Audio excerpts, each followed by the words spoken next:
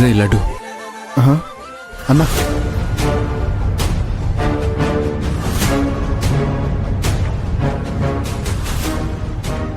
రాజీవ్ ఏంటి లడ్డూకి ఏదో చెప్తున్నాడు. దేని గురించి అయి ఉంటుంది?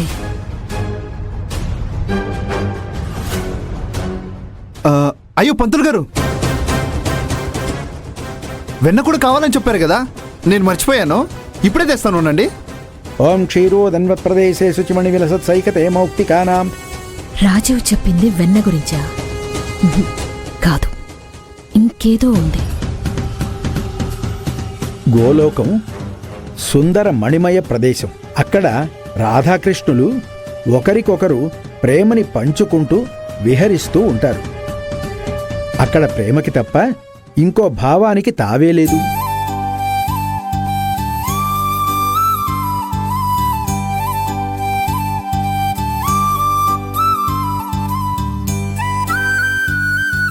రాధాకృష్ణుల ప్రేమ అందరికీ ఆదర్శం. పంతులు గారు, ఇదిగోండి వెన్న.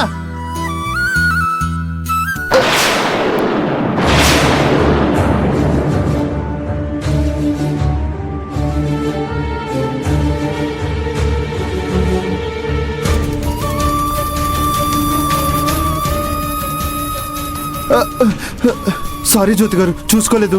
ఏయ్, మెల్లగా రావచ్చు కదరా, ఎందుకంత కంగారు? చూసుకోలేదమ్మా. పర్లేదు లడ్డు. రే లడ్డు, చూసుకోవాలి కదరా.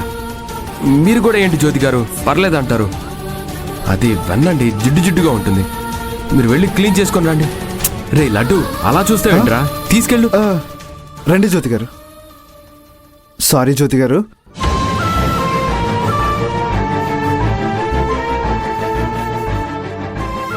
రండి జ్యోతి గారు. ఈ రూమ్లో వాష్రూమ్ బాగుంటుంది, వెళ్ళండి.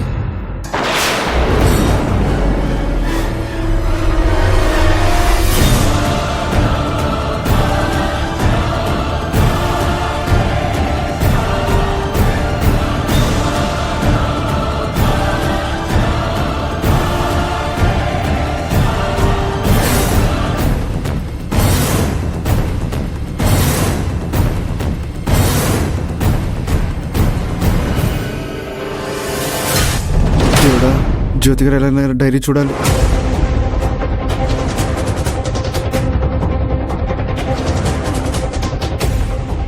జ్యోతి గారు, మీ మీద నాకున్న ప్రేమంతా అక్షర రూపంలోకి మలిచి డైరీలో రాశాను. నా ప్రేమ పుస్తకాన్ని చదివాకైనా మీ మనసు మార్చుకుంటారని ఆశిస్తున్నాను.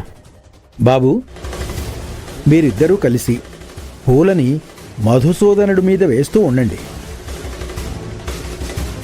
అంటే నా ఉద్దేశం, రాధాకృష్ణులు ఇద్దరి మీద పూలు వేస్తూ ఉండండి.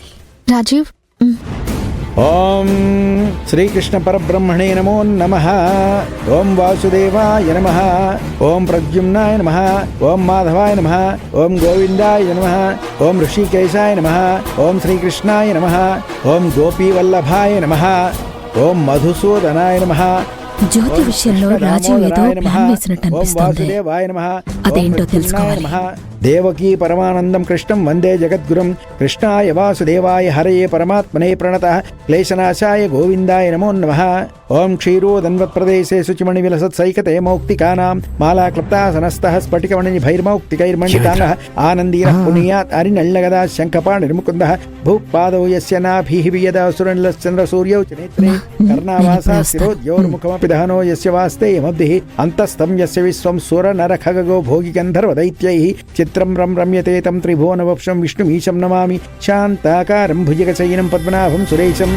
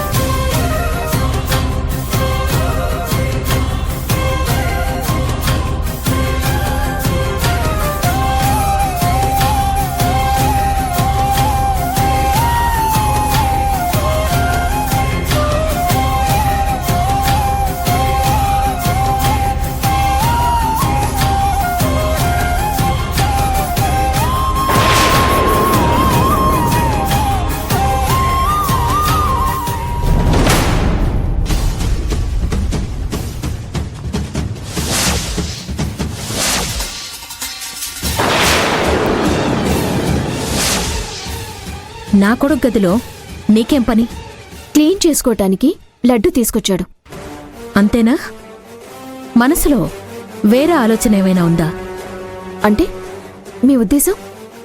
మీది దొంగల ఫ్యామిలీ అని విన్నాను, అందుకే అనుమానంతో వచ్చాను. మాది దొంగల ఫ్యామిలీనో కాదో తర్వాత, కానీ మీది మాత్రం కూనికోరుల ఫ్యామిలీ.